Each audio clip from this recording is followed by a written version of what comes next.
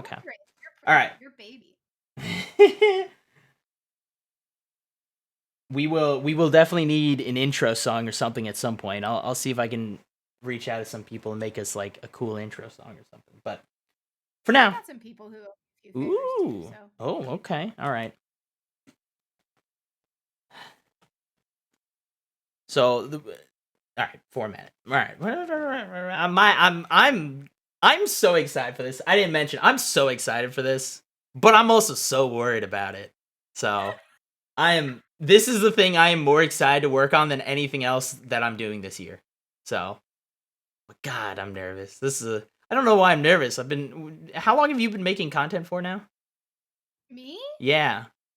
I started streaming the fall of 2013. Yeah, see, so what, 8 years now? Yeah, it's about as long as I've been doing. I've been a little less, around 7 years. So, how am I still nervous doing this stuff? Because you care about it. Yeah, I do. All right. One thing I did want, the one important thing, do you want to go by Nessa in this? Or do we want to use your real name? Do we want to use... No, Nessa's good. Nessa's good. Okay. All right. What do you want to be? Let's just... Nessa sounds like a real name. It works. So we'll do that. So I'll do Jon. I'll do just Jon is fine. So okay. I wasn't sure which one I wanted to do either. But all right. Starting it off. So Nessa, today we're talking about Mortal Kombat, but before we get into it, I want to pose a question to you, which is if you could have any character from any universe, doesn't even matter. Movie, television, gaming, in the Mortal Kombat universe, who would you add? Who would I have? Who would I want to be? No. Who would you add to the Mortal Kombat universe? Add to the Mortal Kombat universe. My goodness. All right. Well, I mean, it's got to be somebody who's got really cheesy lines, right? And I know this is easy. Sorry, I don't even know why I struggled with this. X-23. Honestly. Okay. X-23. Right? She's unhinged. She's wild. She kind of fits in. I would love to see her fight the different, established Mortal Kombat characters. I actually love that pick. That's for multiple reasons. They have that Mortal Kombat versus the DC Universe game. So already now you're throwing in the Marvel characters too, which opens up a whole wide range of people. But she already... Both X-23 and Wolverine, just those mutants in general, are... They lend for just gory stuff. And it just fits into that Mortal Kombat universe perfectly. I love it. Yeah, who are you adding? I think it's Jigglypuff from Smash Brothers. Honestly, as much as I pose this question, I didn't plan too much for it, but it has to be a superhero with all the stuff coming out with The Boys. I think I've been watching Invincible. So I think right now I would throw in Invincible into this universe. With as brutal as that television show is, it just shows how well it could lend to the Mortal Kombat world. So. Fair enough. Alrighty. Welcome to Positively Reviewed. This is the filming of the brand new podcast we are doing. I am Jon, and that is Nessa. We'll get in. So I kind of just like everything in the entire world. Everything is just beautiful. It's gorgeous, and it's perfect. He really loves chicken wings. I do love chicken wings as well. Nessa, what about you? What's your tagline for this episode? Oh, my tagline is never always trust us. Yeah. It's a perfect one to explain us. So we are, as I said, we're going to go into a deep dive, a little bit of what this show is. This will be kind of the one episode we do it in. Everything else we'll ignore all of it. But this is a brand new podcast where we will be talking about kind of any piece of media. It's the beautiful thing. We can talk about music if we wanted. We could talk about food if we wanted to.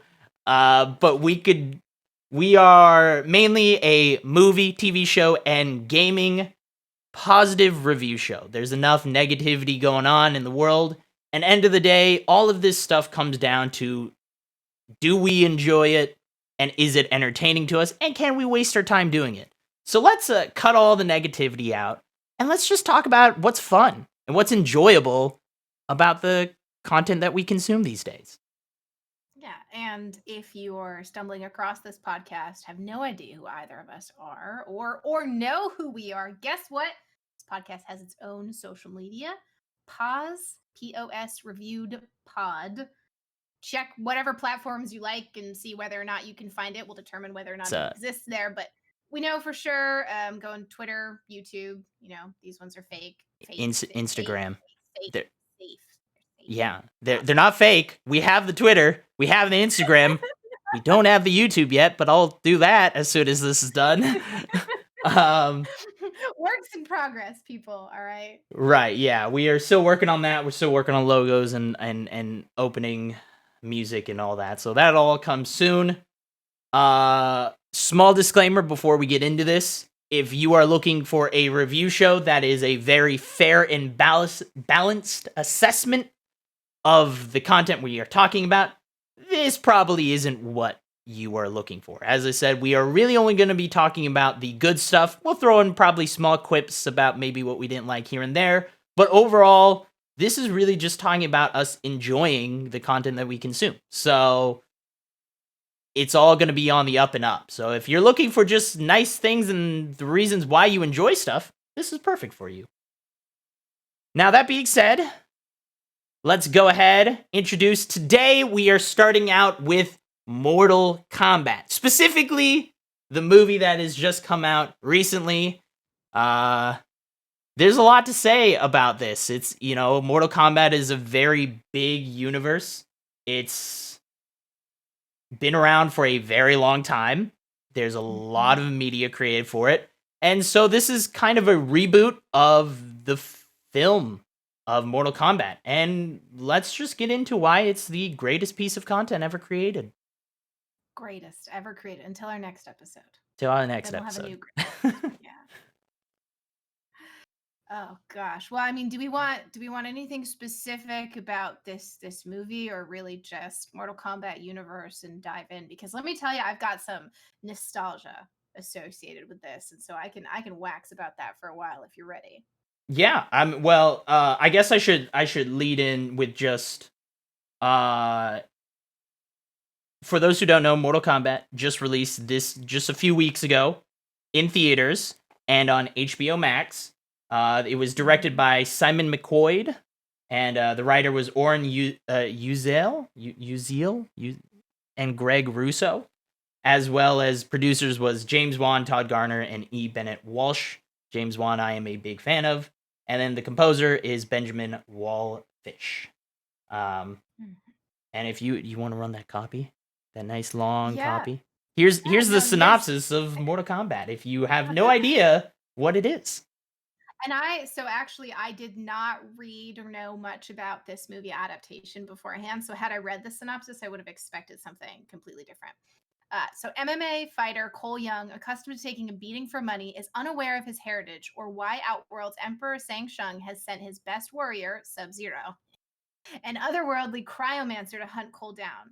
Fearing for his family's safety, Cole goes in search of Sonya Blade at the direction of Jax, a special forces major who bears the same strange dragon marking that Cole was born with. Soon he finds himself at the temple of Lord Raiden, an elder god and the protector of Earthrealm, who grants sanctuary to those who bear the mark.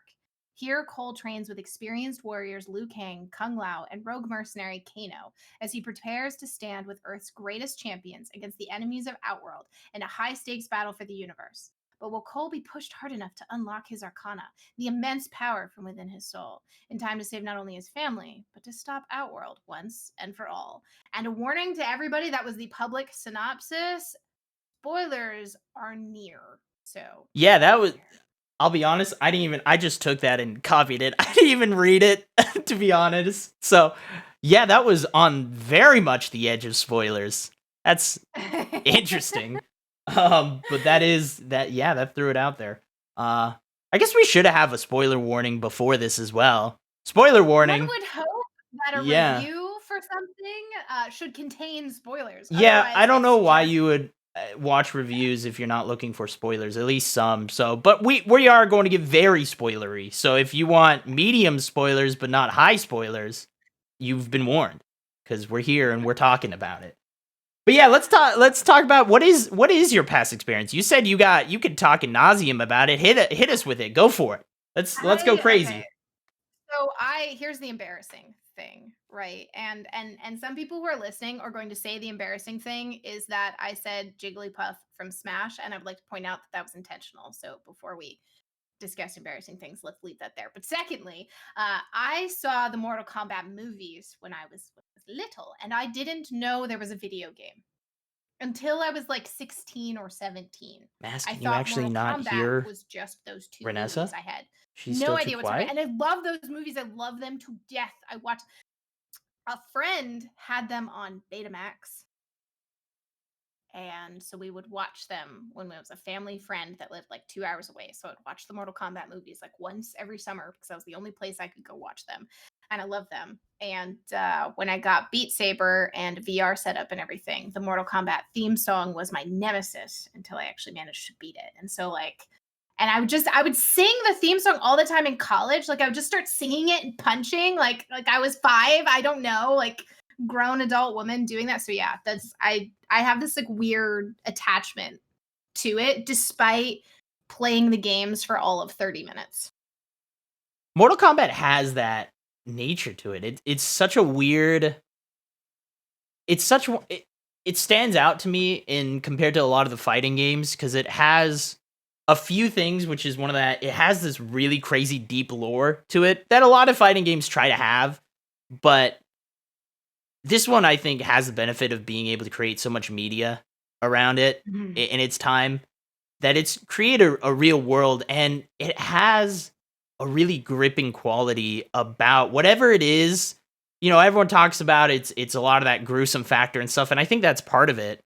But it's something about the characters as well that really just ropes you into it, and you feel attached to a lot of them. Everyone's got their favorite character from the series. I know everyone loves Sub-Zero, everyone loves Scorpion. Katana. And it's Always Katana. I'm a Sonya. I'm a Sonya fan. So I guess we can still be friends. Or Jax. Big it's fan of Jax too. Something at stake. Like that's why, right? Like when you play Soul Calibur, there's not really anything at stake. It's not the same. Like Mortal Kombat is the Earth is going to get overrun and destroyed. You know, I think that's what it is. Are they going to are they just destroying Earth? Like I've been wondering that since the beginning. The whole concept of Mortal Kombat, for those who don't know, the lore of it is all these realms, there's all these different dimensions almost that are realms. They're all fighting each other. They all had all these wars between them. And so they decide to make a tournament instead of it being just blind killing. They made a tournament where it's controlled killing. And if a realm loses 10 times in a row, which is a lot, by the way, thinking about it, because this is throughout ages, if it loses 10 in a row, that realm is just taken over by the other realm. But do they just wipe out the entire realm, or do they just like, hey, we own you now? You're ours. I don't. Yeah. And then they enslave everybody and do whatever horrible things that happen in other worlds happen. So what happens when Earth wins 10 in a row? Do we enslave? Do we try to enslave? That's a whole nother conversation. So. No, I feel we're getting somewhere else. I'm realizing now we're talking about it. How would humanity feel about invading places? So I think that that depends on a lot of other factors. But I mean, we can move on to some cool facts if you're ready. Yeah, we got a fact section. So every episode we're gonna have probably 3 facts. because that's already, that's like 20 minutes of time that I spend. It's a lot of time that I have to spend on these. So let's start off with the first one, Mortal Kombat.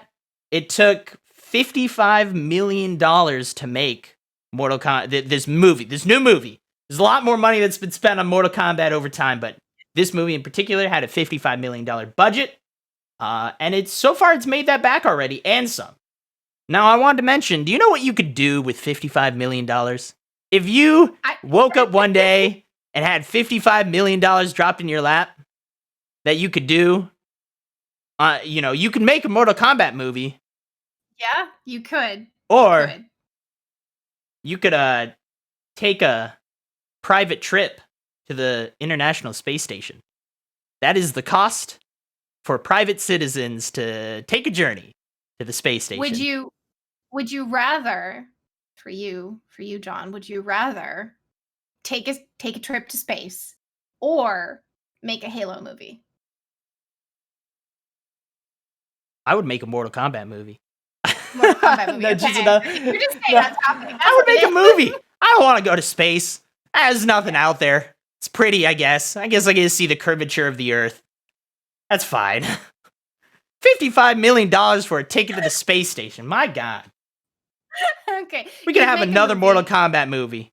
That's per person. Make a movie, and you'd get the money back, because our second fact sheet in this is that the movie has made $67 million. So 34 is from the US and 32 is international, with 23 million of that from the opening weekend. It's a good opening weekend. It's a really strong opening weekend. I knew that this movie was going to do good. This is very much these kind of movies. I mean, look at the Warcraft movie. This was a movie I knew that was going to do well in international markets, specifically in the Asian markets. It's just built for that. I've been learning a lot more about some of the specifically the Chinese market and stuff like that, and it's their entertainment industry is pretty different than what ours is. It's a lot more controlled in a lot of ways. So, yeah, and just note that totally makes sense. Since we were talking about, Asian markets, definitely. It costs to raise a child in Tokyo. It costs 63 million yen, which is so very close to $63 million. And by so very close, I mean it costs about $577,600. So 1/20th of the movie's revenue is how much it costs to raise a child in Tokyo. Yeah. But I mean, it makes sense, because 63 million is obviously close to 67, which is obviously close to $577,000. So, yes, think about that. They could take those profits from the movie and just raise a bunch of children in Tokyo. That's really expensive, by the way. They could raise 120 children. Yeah, but that's really expensive. Tokyo is really expensive. I've now learned. The average cost, so as I said, 63 million yen is a little over half $500,000. It costs about $230,000 to raise a kid in the US. So it's more than twice what it costs to raise a kid in the US. And that's average, obviously. Yeah, so, I was just saying, you got an awful lot. I live in Seattle, so good luck with that one in Seattle. That ain't happening. It's going to cost you like $800,000. You're getting there. Yeah, that's now I'm interested. We're gonna have to start a second podcast where we look at, I don't know, city cost of living and compare it all to Tokyo. What is the most expensive place to raise a kid? Not just live, but raise a kid, because that's different. We'll find out another time. Have any. I want to search it up, but I won't. I'll do it. You know what? We're gonna find a piece of media that we can review in the future that has something to do with that, so that can be another fact for you. That'll work. That's what's gonna happen. Yeah, I'm totally not gonna use the same facts over again. That's not gonna happen at all. I can promise you now. Won't happen. Okay. More Mortal Kombat facts for those out there. You might already know these. You might be the Mortal Kombat super fan who's gonna call us out when we're wrong at some point. I'm not. I have played almost none of the games, so yeah, that's what I've played for about 30 minutes. Got a couple. That's about my extent. There are 8 films The 1995 and 1997 are the childhood ones I was talking about, and then we got 2021. So those are the three main movies, and then there's a bunch of other little side ones. There are 14 games, 10 updated game versions, 3 compilation games, there's 2 novels? Yeah, it's 2 novels. Okay, there's Mortal Kombat books, people. Know that one. 15 comic series for a total of 65 comics, 7 official scores and soundtracks, and 2 card games. Okay, important question here. How can there be 7 official scores and soundtracks when the only thing you need is Yeah, you just need. Well, you gotta have the theme song, right? They got the Mortal Kombat. Yeah, it's true. No, I was thinking about it because most video games and stuff have scores and soundtracks attached to them, and that's why it was weird to me that there's only 7. There's only 7 like officially licensed soundtracks and scores when there are 14 games and 8 films. Now there's 3 main movies, but to use the one song. I guess they use one song and that's it. So they use the Mortal Kombat theme song, which is great. I don't know who sings that. I don't know who made that. I can't remember. I knew the name at one point. I don't know it anymore. It's fine. So, but they have card games. I didn't know that Mortal Kombat had card games. I'm interested. Now I want to do some Mortal Kombat card collecting.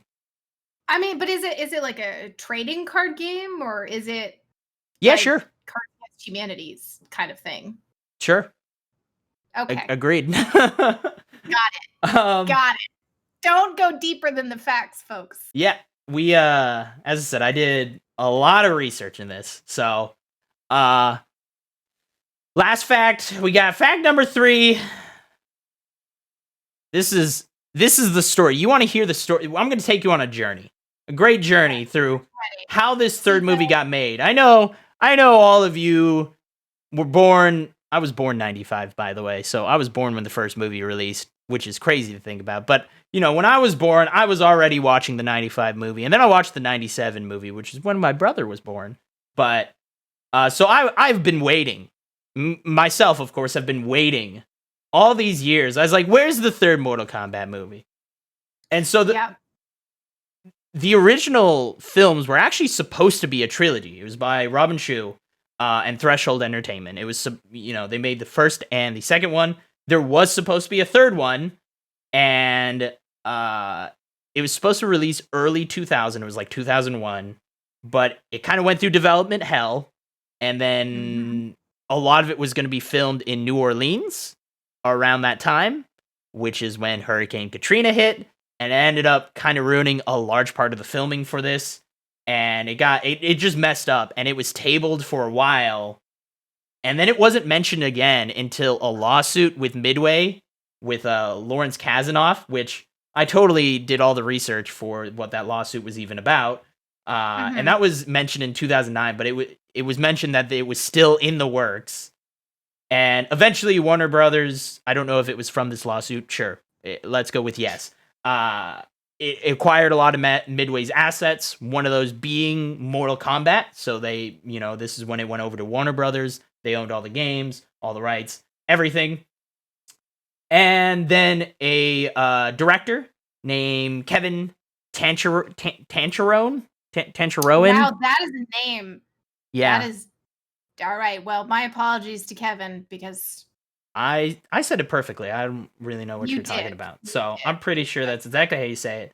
But he made a fan film, which he made it as a pitch for a reboot. And this was like in 2012 or something like that, or 2011. Because he loved the series. He wanted a reboot of the movies. So he pitched it to reboot the series. And the New Line actually hired the guy to do a full-length version of this, which his short, which was like Mortal Kombat Retribution? Resurrection? Sure. That sounds right. That sounds like a thing I've seen. It's like a 9-minute short film. But then they hired him to make a full-length version of this with an R rating. And this was in 2013, and it had a $50 million budget. So pretty much the same amount that it had this year. For this year's one. And then it was delayed due to the budget, because apparently it wasn't enough budget. $50 million isn't enough to make some blood appear on screen, which then became indefinite when Kevin Tancharoen left at the end of 2013. And then James Wan, who's the producer, he signed on 2015, and Simon McCoy in 2016, which is when they untabled it and they actually made the script for this movie, which finished in 2019. And then it was finally shot in South Australia, which ended shooting right before 2020, which was a great year for filming stuff. And apparently got really close to the NC-17 rating, which is crazy to me. Like, I'll be honest, there was gore and blood in this, but I didn't think it was that it was that excessive. I thought it was going to be so much more than what it was based on what people had said. They were like, "Oh, it's really gory," and I actually watched it while eating pancakes, and I was not upset that I was eating food while I was watching it, so it clearly was not gross enough. Yeah, it wasn't excessive, which I thought they were going to try. I thought they were going to put too much focus on it, which I'm kind of happy with. They didn't focus on that too much. They had it because, of course, it's a big part of it, but it wasn't that excessive.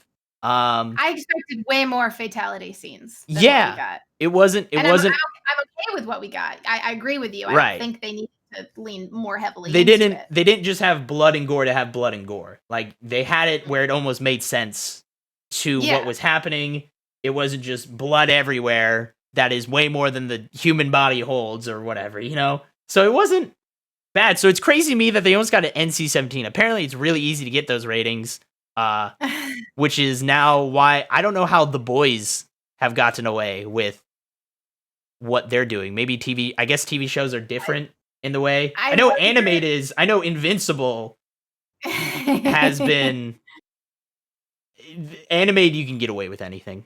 It's like video games. You can get away with anything.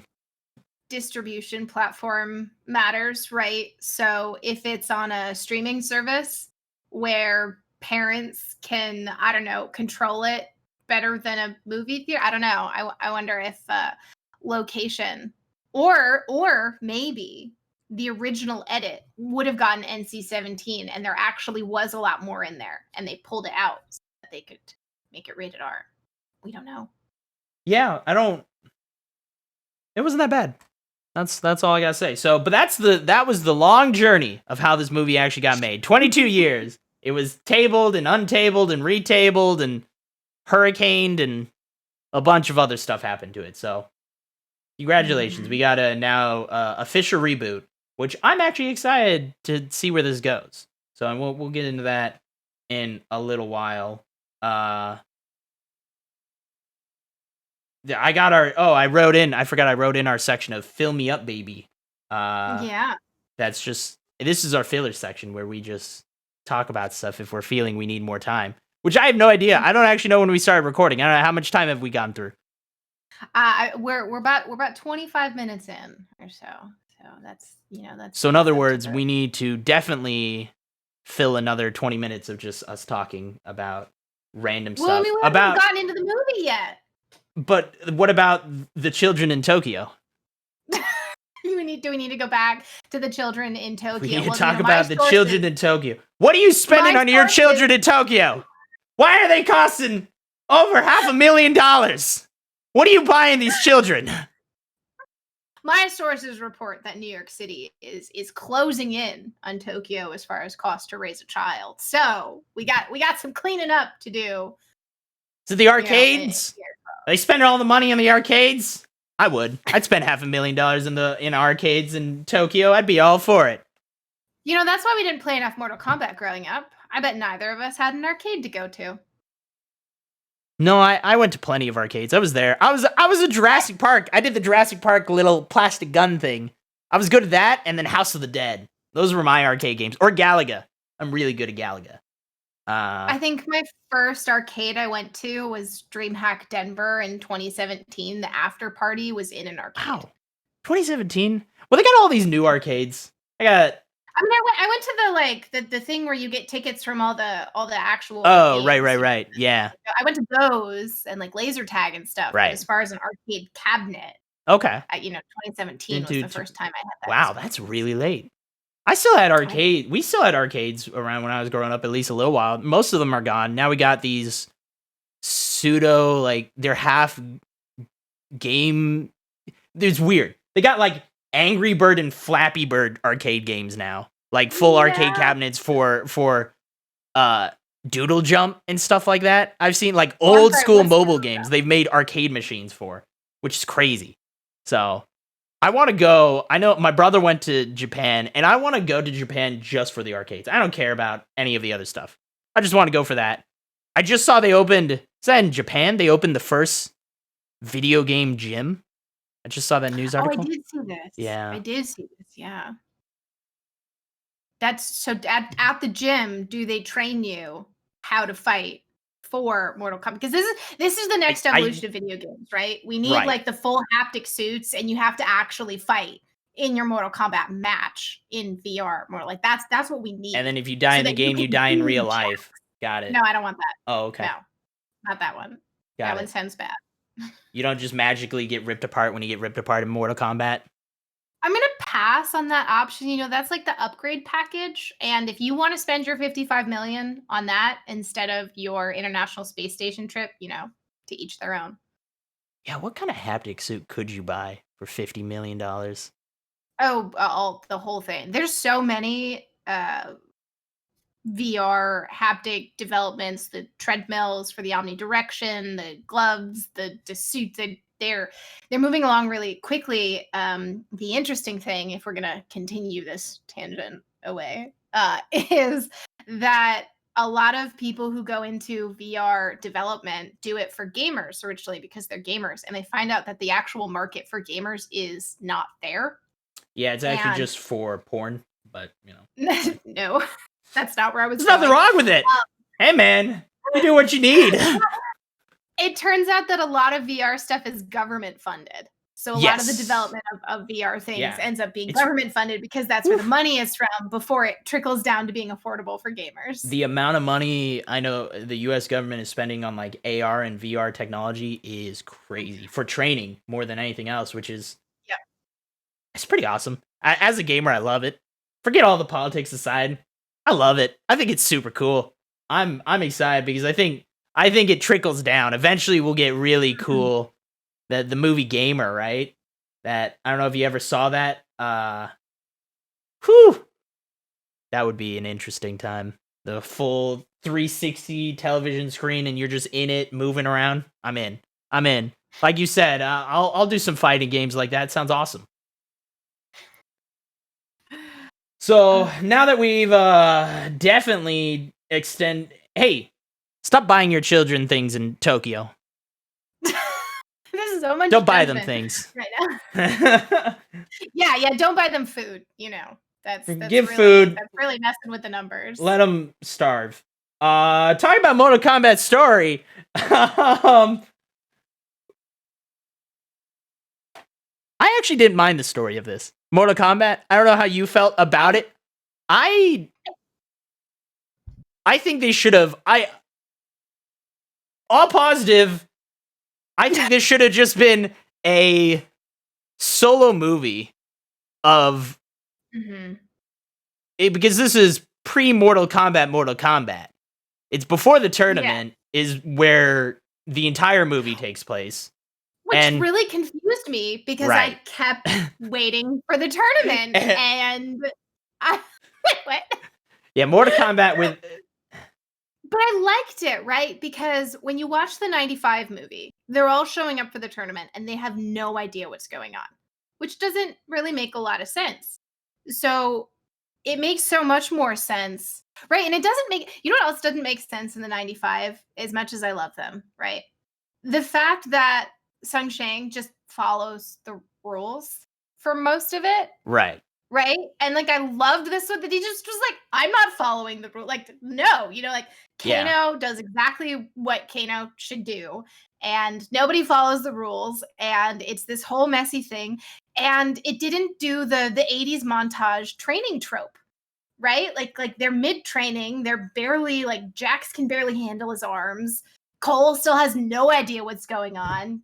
Kano's awful as always, etc. And then they're like, we have to fight. What? And it kind of felt like it was halfway through a movie.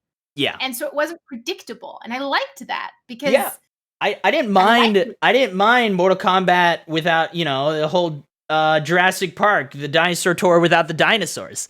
Mortal Kombat without Mortal Kombat is, I didn't mind it. I felt that this Mortal Kombat in general, the universe would have been perfect for the Marvel treatment. Honestly, I wouldn't have minded. I think they didn't want to do it because they didn't know if this was going to be any good. But if we just got a Sub-Zero Scorpion origin story movie, just that alone would have been amazing.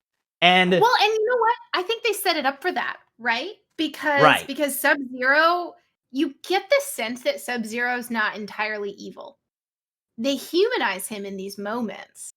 And because he says to Scorpion, and he's just kind of like, this is payback, this is retribution, this is justice or revenge or whatever words he uses. And you kind of don't hate Sub-Zero. And you kind of think, hey, what's he so mad about? Yeah. Is this legit? Well, it started I wonder, is there going to be another one? And that opening scene was amazing. Yeah, it was because it had that the origin story of the rivalry between Scorpion and Sub-Zero, where Sub-Zero, he's Chinese, Hanzo is Bi-Han is Chinese, Hanzo is Japanese, and he lives in Japan, and Bi-Han literally travels to Japan to assassinate his entire family because this is before apparently Sub-Zero becomes immortal for whatever reason. It was awesome. That whole fight scene was epic. It was pretty cool. You see the origin story of Scorpion's little dagger chain thing. That it was just a gardening tool. He basically, Scorpion's just like, yeah, I'm just a gardener in Japan, sure. But apparently he's some royalty. So, but yeah, I think we could have got just a whole movie of that. Would have been fine. Would have been okay. But Origin, as I said, story-wise, I really liked it. I actually was okay with the whole pre-thing. I love a lot of things they threw in. They're like, oh, what about the Elder Gods? Aren't you worried? And he's like, nah, it'll be fine. And then an Elder God finds out, and he's all like, I don't care, kill him anyways. And then Raiden's like, what? Bro, I'm right here. What are you doing? What are you talking about? Tournament. The whole reason we have this tournament is so that you're not just randomly killing people. But now you're just randomly killing people. Okay.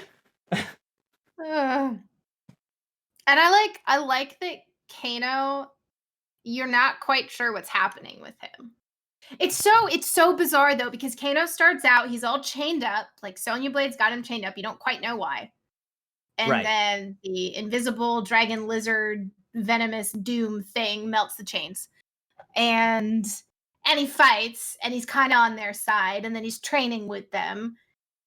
And then it doesn't make any sense because you're watching and you're like, isn't Kano a bad person? Like, yeah, aren't I supposed to not like him? Which Josh Lawson is the actor who played Kano.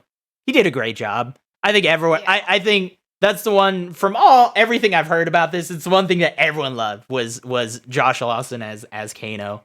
Was great. So. Well, so speaking of casting, because when the casting was announced for this movie, I remember there being dozens of articles about it, and people were really upset or they were really happy about specific things. And so the first one being Brooks as Jax. Mehcad Brooks. I thought that was brilliant. I love Supergirl. Yes, so, I was gonna say I'm a big fan of the CW shows. As much as I understand, maybe people. Hey, I like it. Positive. I don't care what you think. I love it. It's great. I don't know. It's fun content. And he's great. We're And talking he did about a great positive job. stuff. I love his spin on Jimmy Olsen and how he handled that Mhm. character. He did an incredible job. So I know he left Supergirl to work on other stuff, and I guess this was one of those other stuff. And he was great. Him as Jax, awesome. Yeah, and then that was kind of a nice little nerd connection for me, right? Because Mortal Kombat, we got this video game movie connecting over to a CW, superhero, DC universe, everything. But the other one, the Sonya Blade casting. Yeah, Jessica McNamee. Yes, she was Anya in Buffy. And I had no idea that she was in this. Oh, And then I see I didn't her, realize and that I'm at just like, all. you gotta That's be so right. kidding me. And I was just like, I love this because Anya is so just, I love her character. I loved how she was in Buffy and the way that was portrayed. And I think it was this really good fit for Sonya, where it's not someone who appearance wise looks like they're gonna murder you, because Sonya's always been a little, like, let's be honest, video game's been a little bit of a Barbie, right? But Right. like a Barbie that will destroy you. Yeah. Absolutely destroy you. And Anya and Jessica has always had that kind of thing to it. And it made me realize the other great thing about the casting, it didn't feel like anybody was really young. A lot of times these movies have like 20-year-olds kind Right. of playing these roles, and these characters had a much more storied and complicated. Yeah, they all had a past, Yeah. right? You know, they Yeah. all got to where they were. They were all skilled fighters because of the amount of time they've already spent on Mhm. this earth slash not this earth, other world. uh, yeah, I'm also a big fan. I'm gonna butcher his name, but guy who played Hanzo Hasashi, which is Hiroyuki Sanada. I'm I sure don't I think might I've have butchered heard it, of. but close enough. I'm a big fan of him in a lot of stuff. Don't ask me what other stuff he played in. I could definitely tell you at the drop of a hat. But I've always he's someone who I feel who has been around these kind of movies for a long Mhm. time, and so him as Scorpion was a great pick as well. All the Yeah, characters I were mean, he was fine. in Avengers. The acting was great in so many ways. I think it was definitely over the top. It was definitely, honestly, I think in some ways what Mortal Kombat almost needed. I love the way they Mhm. framed a lot of the shots. They did a good job with the characters, giving them almost just really side reasons to It's so fight each broken. other.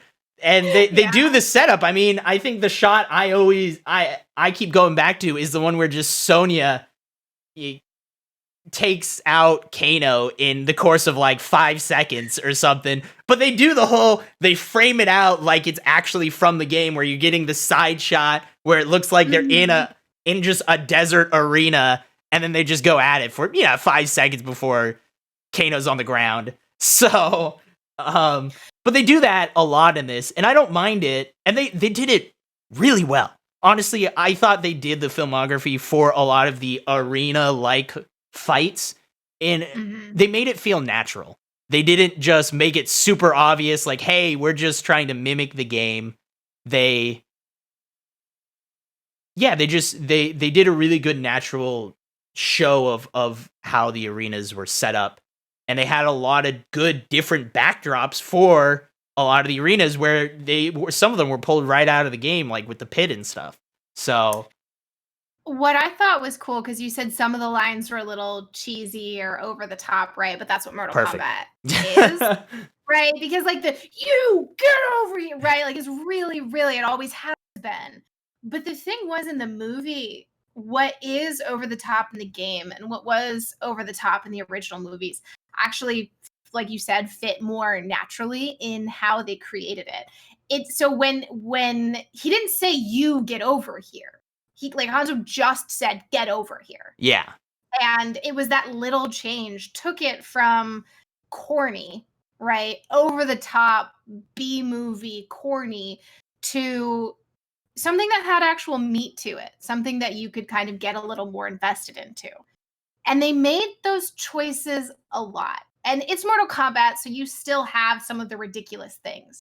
Yeah. But there was that the fight, so the Sub-Zero Scorpion fight that we finally so cool, where he makes the dagger out of ice. Oh, everyone! I mean, it was in the trailer, and everyone. It was so cool. That whole scene was awesome. I wish it honestly went on longer, and it started out as kind of those two, but it kind of became a tag team battle, which is kind of fun. Is something we don't really see in the games as much.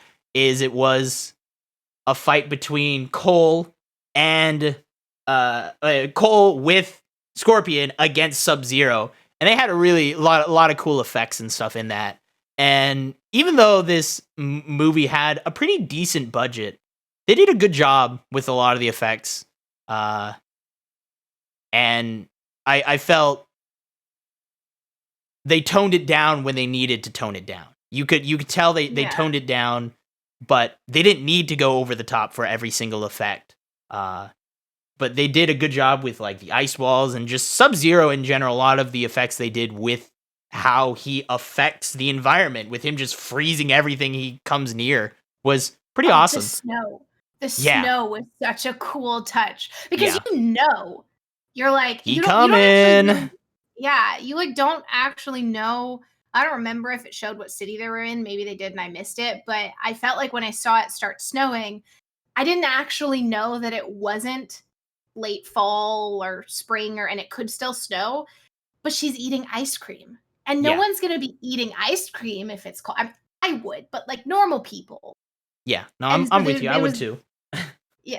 It was this really cool little touch of detail where you're not fully oriented into what month or what city. But there's enough there that you know that the snow is unusual and that something is coming. Yeah. And Cole's character was good on kind of that whole family aspect with Cole. I know he's a brand new character, and I'm sure I know how people feel about it. I liked Cole. I like Cole Young's character. I am actually excited to see him in game because they're going to add him to the next game. Oh, they set it up very obvious of it was one of those, of course it was obvious, but they didn't hold your hand necessarily, which I think some of the things Falcon Winter Soldier has recently kind of done that. Like, they set it up obvious, like, what his power is going to be. His whole thing is that his power, his arcana was, now he can take a punch, right? That's his whole, he's got that Black Panther-esque ability where he absorbs damage and he can, like, send it back. So I think he'll be a cool character in the game. And I don't mind, I know they have a huge catalog, and it's just they had a huge catalog that they didn't use too many characters for. And any characters that they did kill off, we all know, in Mortal Kombat, they just get sent to the Nether Realm, right? They get sent to another realm, so they can just come back anytime. So we'll see. They definitely, I think that's one of those balances that this kind of movie has a hard time doing, is that if you're going to make this a franchise, you can't kill off too many characters, or there's certain characters you can't kill off that in reality maybe you should, because the person they're fighting against, there's no way they're gonna win. But they did a good job matching the opponents up, where you're like, okay, sure, I can believe it. And when they do kill characters off, you're also like, well, that character's gone, but are they? You don't know. We just saw Scorpion die and come back to life in a course of one movie, so, you never know. You never know. I have an important question for you. Okay. Cole and Jax, they have the Mortal Kombat birthmark. Right. Where is it on Cole's daughter? She's part of the bloodline. I mean, is she automatically given a birthmark? I mean, you have to be chosen, right? But I guess she is part of the bloodline. But does she automatically get a mark? Or does she only... So Sonya wasn't part of the bloodline. Right. Well, That's she what I took the one understood. from Kano, right? When she killed Yeah. Kano, she steals the mark, which is what I'm curious about how it works with, because if Sub-Zero, I guess if you kill someone who also has a mark, you don't get 2 marks. So Right. I So they're guess a diminishing is the resource. concept is that when the person who is killed, I don't know with this, maybe she doesn't get the mark until Cole is killed, and then the mark is transferred to her? Because if he's Maybe. killed by someone who has a mark, that person doesn't get 2 marks, so that mark goes somewhere. It chooses someone else, right? That's how I assume it works. Is like they keep trying to kill off all of Earth's champions, but my thought was this thing just transfers, right? So even if they do kill an Earth champion, it's just gonna move to someone else. So they're gonna keep killing. We're gonna keep getting more. I guess that's fair, right? Because if you're from that bloodline and that descendant, right? I mean, he was that baby was saved hundreds and hundreds of years before. Right. So there should be, I don't know, like 8 or 9 branched out generations and like hundreds Where they all have marks, right? Yeah. Where they should all have marks, but I guess they don't, because if they did, there wouldn't have just been 3 fighters, right? There would have been way more than that. So I'm guessing so it transfers. It chooses the next best candidate, almost, you know? So it's like Buffy again with the Slayers. Right, exactly. Yeah, it turns out a lot of Buffy in this, huh? I think if you try hard enough, you can turn any nerdy movie into some kind of Buffy link. It's true. Especially since Joss Whedon is so involved in the Marvel Universe and he likes to rehire the same people. Hey, Joss Whedon, please reboot Serenity. For the love of God. Please do it. And Buffy. Well, Buffy. Buffy. No, Buffy actually ended pretty okay. Yeah. Angel, not so much. But I don't think I've seen the ending of Angel. Okay. It was fine. I mean, it was great. Yeah, and so I guess back with Mortal Kombat to talk about the legacy that this movie had. I think this movie has kind of tried to blaze its own path compared to the legacy of it. Now, this is also coming from people who obviously are very veteran Mortal Kombat people, as we mentioned previously. So we know all of the backstory. All of it. They left a lot out. And I think that was on purpose. I think they definitely could have added some with the Cyber Lin Kuei and stuff like that. It would have been, you know, Jax's Arcana being like, would Jax have unlocked his Arcana if he didn't get robot arms? What would have happened? Would he just get buffer arms? Man, now we could have just seen, if he didn't lose his arms, we could have seen Makad Brooks just get more ripped than he was for this. So that would have been beautiful, CGI. Man. Yeah.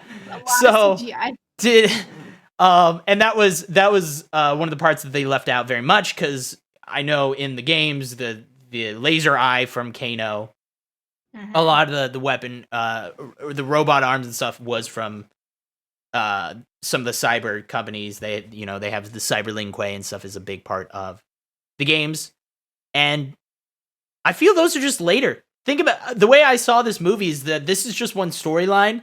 I think they're gonna build up to the actual Mortal Kombat tournament. Earth is gonna win, and all of a sudden it's gonna reset everything in a way.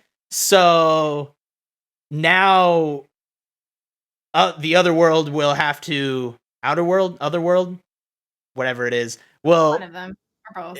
Bihan will be, he'll be like, all right, time to build a bunch of robots to start taking people out now.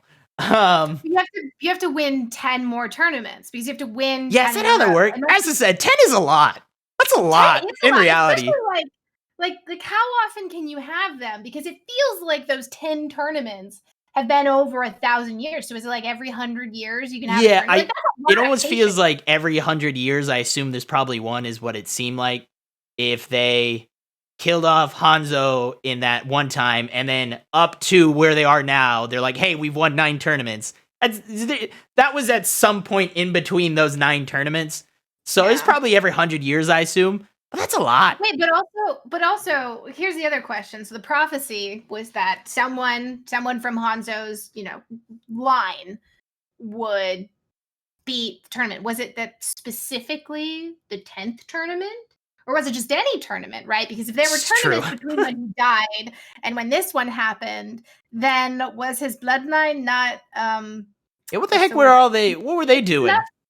They're just hanging out. Like, it's like scotch or a fine wine, it had to age through a time. Yes, through a few generations.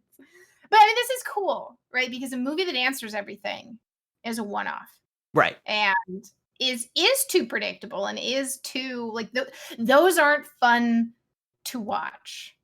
Right. Like they're just not, because it handles too much. And that's, I don't know, this movie, like we said previously, the fact that it didn't even end with the tournament. Yeah. It leaves a lot to come. And I don't think that's a bad thing. I think, again, lots of a huge cast of characters to keep adding in.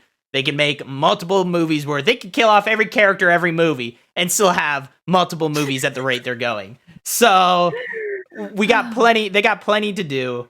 I want to see them build out the royal family structure and everything, because Katana is a princess, and is somehow linked to a world that Sang Shung has taken over and is trying to prevent it happening to Earth. And that from the 95 movie. And then isn't Melina her mother? Something like that. Yeah. Yeah. And so yes. Let's go with yes. I think that's what it is. And I need to see all of that come together. Like I need those pretty eventually tied, and so there needs to be more movies. That's why it's great. I think it was okay they left out so much, because there, again, like we said at the top of the show, Mortal Kombat has that. It's one of the few fighting games that has this real depth to the lore. They have a lot of lore in Mortal Kombat and a lot of storylines, honestly, and a lot of different parts that they can throw into this movie that in all the games, because it's a game and it's a fighting game, they're just throwing them all together in one. But this one, they could just kind of space them out. They could have each one have its own storyline, which is, it's going to be, I think it's fun. I'm excited for the next one, which is potentially confirmed. It's not 100%, but it did sound like there's a lot of rumors that there has been another one greenlit to continue with the same director and writers. So Simon McCoy. I liked his vision. I'm excited to actually see where this series goes. They can tune it up a few more notches. Really push that NC-17 rating, I feel. No, actually, as I said, I'm okay. I was actually very happy with the action and the gore in this. It wasn't over the top. You got some good fatalities thrown in, but again, they weren't, like we were talking about, they were cheesy without being too cheesy. So yeah, and I think it's dicey to say with these movies' history, the fact that this movie took 21 years. I'm a little kind of like, oh yeah, it's gonna happen. I'm just like, but is it?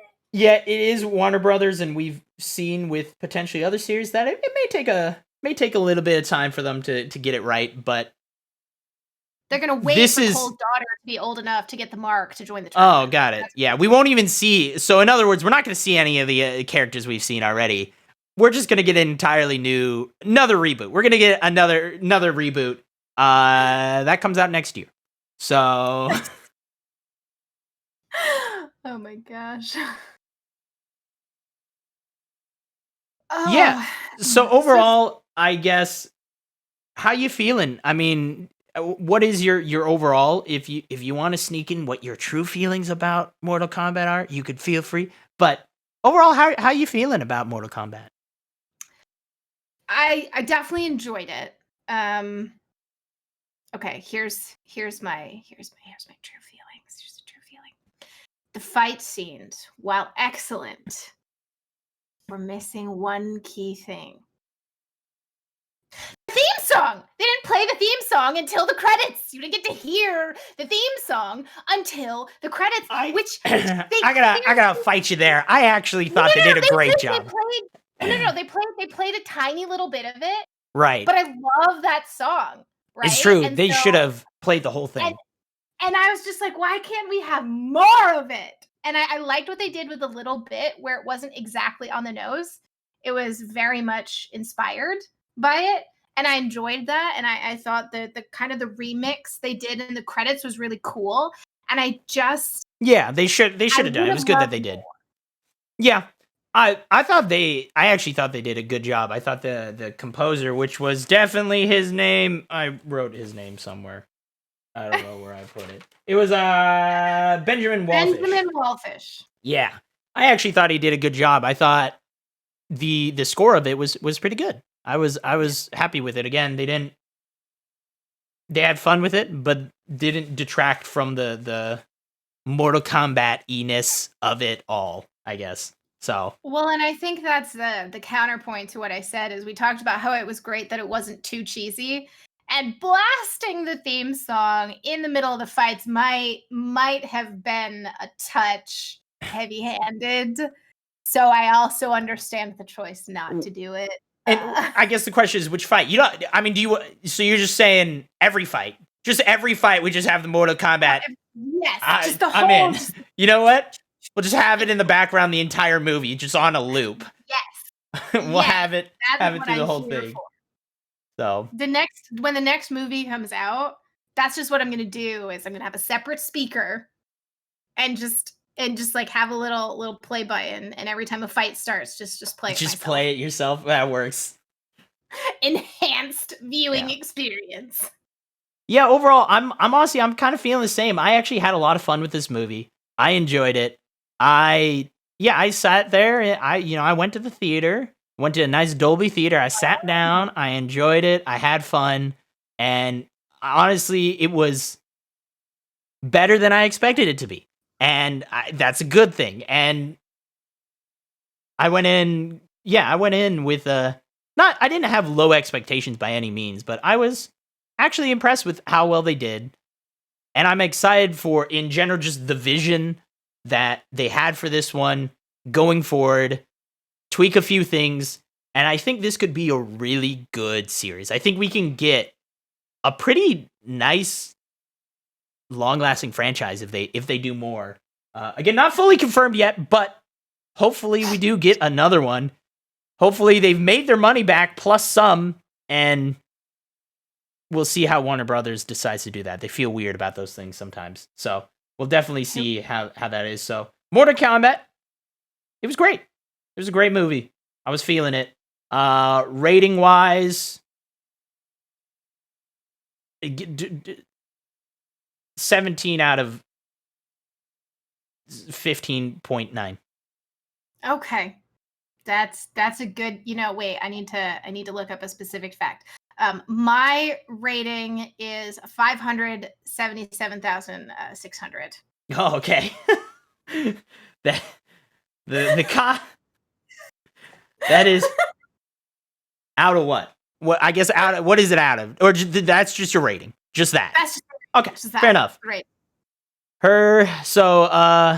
Nessa's rating is the cost to raise a child in Tokyo. Got it. I think this is our first episode. We're figuring things out. I think our rating system should be the cost to raise a child in Tokyo.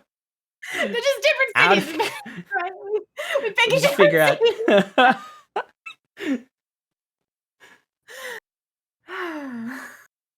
Alrighty. I mean, we mentioned this a little bit, but what's one of the few things you would like to see in the sequel? Is it a character? Is it, what would you like to see? No, I need to see Katana. Okay. I have to. You need Katana. I don't know. I'll be honest. I don't actually know what I'd want in my second. I want I want to see Tokyo. You want to see Tokyo? Just Tokyo. In the movie. Just Yeah. like all of Tokyo. No. Cast as a Mortal I mean, Kombat it could character. just be when they go get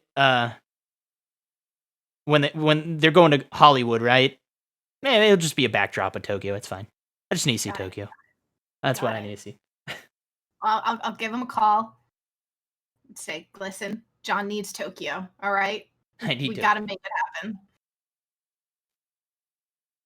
Alrighty. Well, we are gonna be wrapping up. This was the first episode of Positively Reviewed. Thank you guys all for watching this live and listening recorded. Yeah, if you want to check out other episodes, you can't yet because it's the first one. But if you find this way in the future, congratulations! We'll have like 12,000 by then because we're very dedicated. So that's great for you. But as we mentioned at the start of the show, POS Reviewed Pod is the social media tags, Twitter, Instagram, etc., where you're going to find us. And if you're on one of those sites where you can rate things, just so you know, that really, really helps the show out. So if you could give us that 577,600 rating, out of 5 on, out of 5. Yep. On Apple really Podcast and Spotify, wherever you listen to podcasts. So that's exactly it. Rate it as high as we rate all of the shows on this show. Give us the positive review so that we can then review your review of our positive review, being positive about your positive. And it'll be positive. So, but as I said, this is Positively Reviewed, where we rate all of the shows, all of the medias, and it's always good. It's always positive. Cut that negativity out. So, and I don't know if we're gonna do this every episode, but I thought since this is the first one, I wanted to tease. Next episode will be maybe Falcon and the Winter Soldier, or maybe Outriders, or maybe something else. So, congrats! Now you know what the next episode is. But thank you guys all for watching. I am Jon. That's Nessa, and hope you guys enjoyed, and hope you guys check out the next one.